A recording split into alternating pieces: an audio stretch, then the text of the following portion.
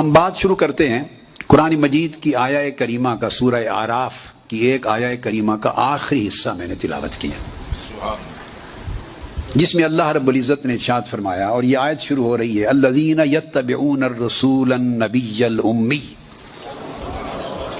الذی یجدونہ مکتوبا عندہم فی التوراۃ والانجیل یأمرہم بالمعروف وینہاہم عن المنکر ویحل لہم الطیبات ویحرم علیہم الخبائث وَيَدَعُ عَنْهُمْ إِسْرَهُمْ وَالْأَغْلَالَ الَّتِي كَانَتْ عَلَيْهِمْ۔ یہ سب آقا علیہ السلام کے اوصاف و کمالات بیان کیے گئے، اور یہ آیہ کریمہ ان چند آیات میں سے ہے جو جامع الاوصاف اور جامع الکمالات نبویہ ہیں۔ حضور علیہ الصلوۃ والسلام کے ان اوصاف و کمالات کو بیان کر کے اللہ رب العزت نے آخر پہ ایمان کہ مفہوم کو سمجھا دیا ہے اور اسے ایک عقیدہ بنا دیا ہے۔ فرمایا فالذین آمنوا بہ، جو لوگ اس رسول پر ایمان لائیں گے جس کی ذات و صفات کا اور ذات و کمالات کا ذکر ہم نے اوپر کیا ہے، جو نبی رسول بھی ہیں، نبی بھی ہیں، امی بھی ہیں۔ جب رسول بھی کہہ دیا اور نبی بھی کہہ دیا، پھر امی ساتھ کہنے کی ضرورت کیا ہے؟ یہ مقام مصطفیٰ سمجھانے کے لیے ہے۔ اس لیے کہ جب رسول ہوئے تو اللہ رب العزت کی تمام رسالات کے حامل ہو گئے انسانیت کی طرف۔ جب نبی کہا تو اللہ کی طرف سے عطا کردہ تمام علوم و اخبارات غیبیہ کے حامل ہو گئے۔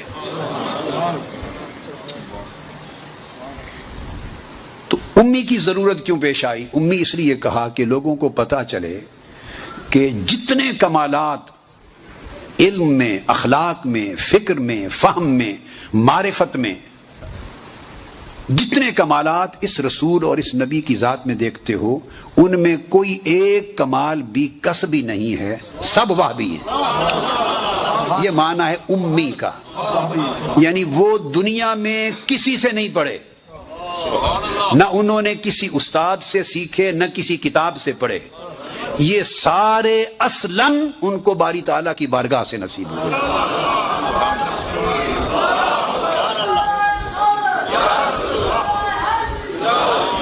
بعض لوگوں نے مقام مصطفیٰ کو نہ سمجھتے ہوئے لفظ امی کا ترجمہ کرتے ہوئے کسی نے ان پڑھ لکھ دیا، معاذ اللہ، کسی نے الٹریٹ لکھ دیا۔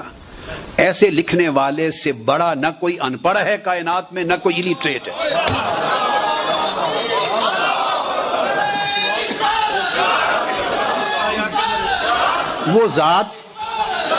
وہ ذات حضور علیہ السلام کو امی فرما رہی ہے آپ کے مرتبہ علم کو بتانے کے لیے کہ کسی سے نہیں پڑھا۔ وَعَلَّمَكَ مَا لَمْ تَكُنْ تَعْلَمُ، خود اللہ نے آپ کو علم دیا۔ وَكَانَ فَضْلُ اللَّهِ عَلَيْكَ عَظِيمًا، اور تم ان کو الٹریٹ کہہ رہے ہو اور ان پڑھ کہہ رہے ہو۔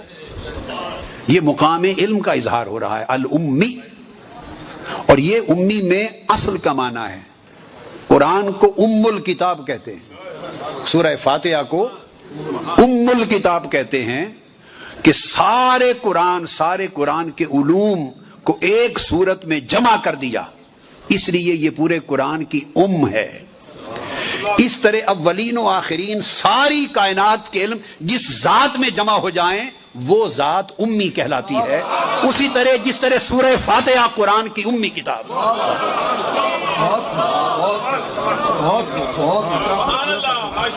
اور مکہ کو ام القریٰ کہا، مکہ کو ام القریٰ کہا، یعنی کرۂ ارضی پر سب سے پہلے جس گھر کو، جس شہر کو اللہ نے بنایا، جس اصل سے کائنات کی ابتدا ہوئی، وہ ام القریٰ ہے۔ اسی طرح جس ذات سے اس کائنات خلق کی، عالم امر اور عالم خلق سب کی ابتدا ہوئی، اور جو نور اول کے طور پر ظہور پذیر ہوا، اس کا نام محمد مصطفیٰ ہے، اس کو امی کہتے ہیں۔ یعنی مکہ اس لیے امی ہے شہروں میں کہ اس سے ساری کائنات پھوٹی، اور تاجدار کائنات اس لیے امی ہیں کہ اس سے سارے انبیاء کی نبوتیں پھوٹی، سب کی رسالتیں پھوٹی، انسانیت کے کمال پھوٹے، ساری کائنات خلق کا وجود حضور کے نور سے پھوٹا۔